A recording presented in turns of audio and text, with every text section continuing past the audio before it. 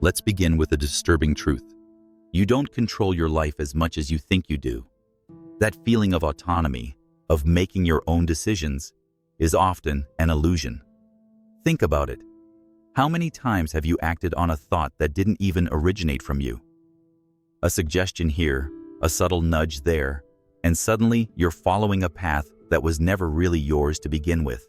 You may believe that your choices stem from personal conviction, but more often than not, they're the result of carefully planted seeds. Someone else's idea took root in your mind, and over time, you nurtured it, believing it was yours all along. That's not freedom. That's invisible manipulation. And the worst part? You probably didn't even notice it happening. This world is split into two types of people: those who pull the strings and those who dance to the tune. The powerful don't demand. They influence. They don't shout commands. They implant emotions. They understand that real manipulation isn't loud or obvious. It's silent, seamless, and invisible. Recall a time when your opinion shifted without a clear reason. That's the mark of strategic influence. It wasn't an argument that convinced you. It was a facial expression, a repeated phrase, an emotional undertone. The most effective manipulators don't ask for compliance. They make you want to comply. Now ask yourself, what if you weren't the pawn anymore? What if instead of reacting, you were the one initiating movement? The truth is, those who win in life are not the loudest, the most aggressive, or the most visible. They are the ones who understand that power, at its core, is silent influence. We've been taught that control is about dominance, that to lead, you must raise your voice, enforce rules, demand obedience. But that's a distraction. True influence is gentle. It disguises itself as freedom, while subtly guiding every move you make. The masters of manipulation don't force. They plant ideas that bloom in the minds of others. You think you're making your own choices, but in reality, you're following a script that someone else wrote. And the more convinced you are that you're in control, the deeper their hold on you becomes. To wield influence, you must understand people. But not just anyone. Focus on those who are already searching for direction. The ones who pretend to be independent, but quietly crave leadership. These are the easiest to shape, because they don't even realize they're moldable. The key is subtlety. Don't tell them what to think. Make them believe the thought was theirs. When someone believes they arrived at a conclusion independently, they'll fight to defend it. That's when your influence becomes bulletproof, because it's invisible. Another tactic: dismantle opposition before it unites. A collective challenge to your influence can overpower you. But if you can divide the resistance, sow doubt, create small rivalries, turn allies against each other, you weaken them from within. Divide and rule isn't just a phrase, it's a formula. But none of this works without emotion. Logic may win debates, but emotion drives action. People don't act because something is reasonable. They act because they're scared, excited, hopeful, or desperate. If you want control, learn to speak, not to minds, but to hearts. Fear, pride, love, guilt, these are your tools. Don't give commands. Instead, trigger the right emotion.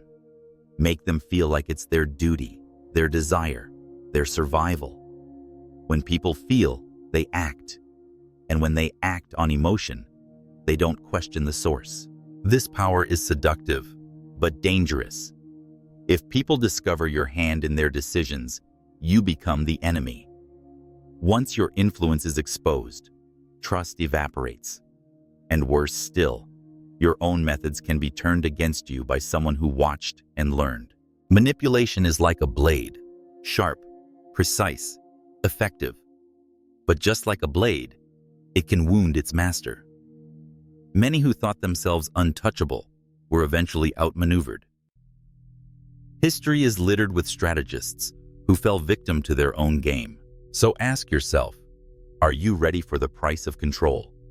Once you cross the threshold into psychological influence, there's no going back. You'll begin to see the strings in every interaction. And once you see them, you can't unsee them. Real power doesn't announce itself. It whispers. It moves silently behind the curtain while everyone else plays on stage. The paradox is that the less you seem to control, the more you truly do. The puppet master stays hidden while the puppets entertain the crowd. But this isn't about theatrics. It's about life. Every day, people are nudged, shaped, molded by forces they don't recognize. Advertisements, politics, social cues, each one is a string. And unless you become aware, you're just another marionette. To move beyond basic influence, you must understand something deeper. People don't follow logic. They follow identity. If your idea becomes part of who they believe they are, they'll never let it go. Not because it's right, but because abandoning it would feel like abandoning themselves. This is where persuasion becomes programming. You're not just convincing someone, you're rewriting how they see themselves. To do this, you need three things: exposure, repetition, and emotional connection. With these, you don't change their mind, you reshape it. Exposure means showing the idea without pressure. Not once, but slowly, consistently, until it feels familiar. Repetition turns the familiar into truth. The brain confuses what is known with what is real. And the more often they hear it, the more solid it feels. Emotional connection cements the idea in place. Logic might open a door, but emotion locks it behind them. Tie your message to something that stirs them: a fear, a hope, a dream. Once you do, they won't be able to separate the feeling from the belief. People believe they are logical, but most of their decisions are emotional, programmed long before the choice appears. Their upbringing, society, past traumas, all shape the moment before they even know it. Learn these patterns, and you'll know them better than they know themselves. There are subtle techniques too. For instance, if you want to be trusted, listen more than you speak. Not because your silence has wisdom, but because people feel close to those who let them speak. They associate being heard with being valued. Another powerful trigger. Fear of loss outweighs promise of gain. People are more motivated by what they could lose than what they might win. So don't just offer benefits. Warn them of the cost of inaction. The brain responds faster to threat than opportunity. Scarcity also fuels influence. What's rare is valuable.